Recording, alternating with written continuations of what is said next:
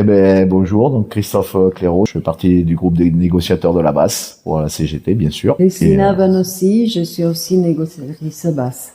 Voilà, donc on revient vers vous suite à la négociation qui a eu lieu le 18 mars dernier, pendant laquelle les employeurs nous ont enfin mis sur la table un projet sur le temps de travail, répartition du temps de travail et les congés. Un projet qui est mais plus qu'à la baisse par rapport à tous les conquis qu'on a pu avoir, et surtout qui reprend des aspects du code du travail.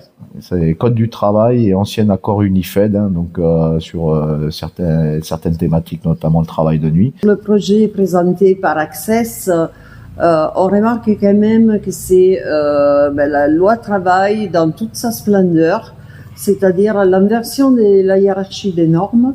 Donc en fait, la future convention collective unique et étendue que Access prévoit une base juridique vraiment qui est largement modifiable en local. Par exemple, il propose le travail d'une semaine en 48 heures, une durée quotidienne du travail en 12 heures. Juste pour info sur les congés payés annuels supplémentaires que tout le monde appelle trimestriels, il propose une réduction à 6 par an. Donc ça veut dire que actuellement il y en a qui en ont 18, d'autres qui en ont 24. Donc imaginez juste tout simplement la perte là-dessus. Voilà, donc ça c'est quand même des choses, des reculs assez incroyables.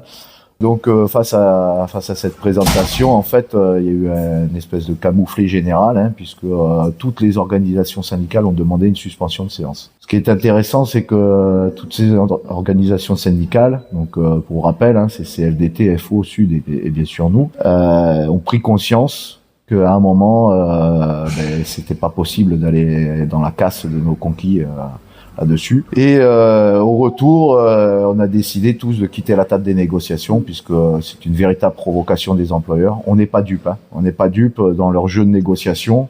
À chaque fois, et on le voit sur la classification rémunération aussi, à chaque fois, ils nous proposent le plus bas qui puisse être pris, de manière à ensuite, la séance d'après, revenir et avoir une petite amélioration, et après remettre en face aux organisations syndicales en disant mais nous on a fait des pas vers vous, et vous, qu'est-ce que vous faites?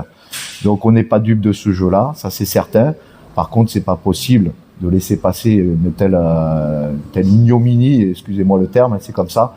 Et donc effectivement à ce titre, nous on appelle tous à être le 1er avril dans la rue, parce que si on laisse passer ça, en fait, c'est un retour direct au code du travail, voire pire. Je dis bien voire pire. Donc, on vous appelle tous le 1er avril dans la rue pour défendre nos acquis, pas seulement au niveau national, mais aussi au niveau local.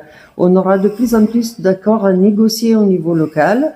Il y a besoin d'un rapport de force national, mais dans les associations aussi. Donc, voilà. Donc, tous ensemble, le 1er avril dans la rue, on compte sur vous, et c'est grâce à la mobilisation de masse que nous, en négociation derrière, on pourra essayer de faire pencher la balance.